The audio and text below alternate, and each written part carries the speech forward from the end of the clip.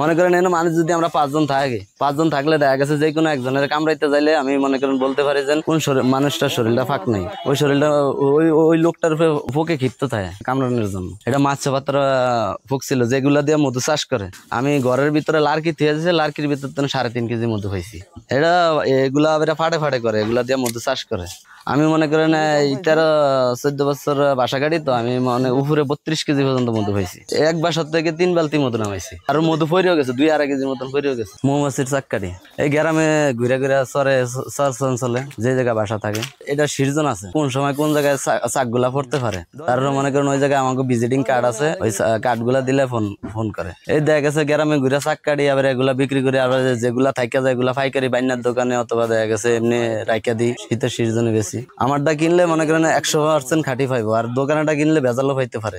এটা মনে করেন পরীক্ষা আছে, মনে করেন 1 নম্বর পরীক্ষা হিসেবে ফ্রিজে থুইলে অরিজিনাল মধুটা জমে না, আর চাষের মধুটা পাম তেলের মতন হয়ে যায়, আর চিনির মধুটা মনে করেন রোয়া ফিরে যায়, যেটা চিনি দিয়ে কেমিক্যাল দিয়ে বানানো হয়। মধু জিনিসটা পাক পবিত্র থাকা লাগে। দেখা গেছে অথবা উজু করে নিয়ে, অথবা দেখা গেছে এমনি দেখা গেছে ফাঁক পরিষ্কার থাকলে আমি নিজেরটা নিজে কইতে পারি। এরকম হতাশা ওই মনে করেন 3 মাস আমাকে বাসায় দেখা গেছে বেশ মধু থাকে না। বর্ষার সময় মৌমাছিগুলা পাহাড় অঞ্চলে চলে যায়, এগুলা আমাদের দেশে থাকে না, যদিও পাতলা পাতলা 2-1টা থাকে, তারপরে এগুলা মধু পাওয়া যায় না। ফাল্গুন চৈত্র মাস এই সময় এটাই মধু বেশি পাওয়া যায়। এই সামনের দিকে মনে করেন 8-9 কেজি 10-12 কেজি পামো উপরে।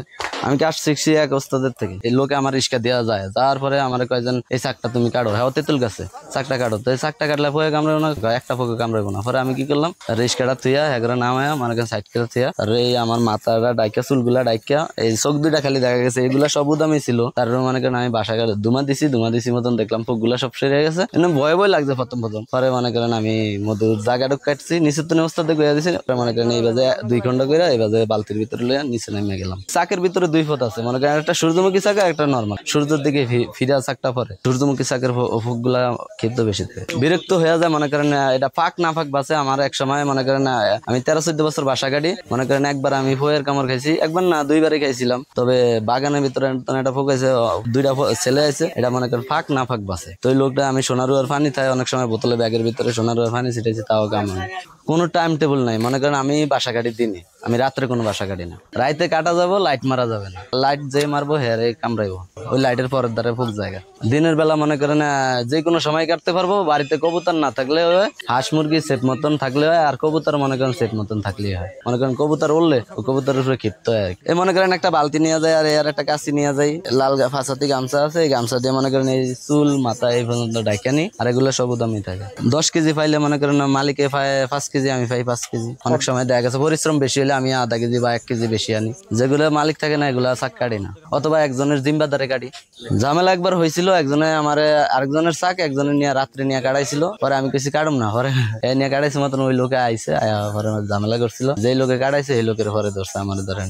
এটি মৌমাছির মম, এই যে এটি সিপ দিলে অনমধু ভরে, এটি আজকের কাটা। এই যে 7.5 কেজি মধু পাইছি, এই যে এগুলা আজকের কাটা। এই যে অনমধু সিপ দিলে অনমধু ভরে।